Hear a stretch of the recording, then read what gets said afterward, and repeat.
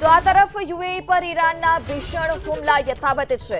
ફુજેરા તેલ બંદરગાહ પર ઈરાને હુમલો કર્યો। ઈરાનના હુમલાથી યુએઈના બંદર પર ભારે દોડધામ પણ મચી હતી અને હુમલા બાદ સમગ્ર વિસ્તાર કે જે ધુમાડાના આવરણમાં ફેરવાઈ ગયો। ત્યારે યુએઈ પર ઈરાન કે જે સતત હુમલા કરી રહ્યું છે। ફુજેરા તેલ બંદરગાહ પર ઈરાને ડ્રોનથી હુમલો કર્યો અને ડ્રોનથી જે પ્રકારે હુમલો કરવામાં આવ્યો છે તેમાં પ્રચંડ વિસ્ફોટ પણ થયો હતો, આગ પણ લાગી હતી અને દૂર દૂર સુધી ધુમાડાના ગોટે ગોટા પણ જોવા મળ્યા હતા। તો આ તરફ યુએઈ પર ઈરાનના ભીષણ હુમલા યથાવત છે। ફુજેરા તેલ બંદરગાહ પર ઈરાને હુમલો કર્યો। ઈરાનના હુમલાથી યુએઈના બંદર પર ભારે દોડધામ પણ મચી હતી અને હુમલા બાદ સમગ્ર વિસ્તાર કે જે ધુમાડાના આવરણમાં ફેરવાઈ ગયો।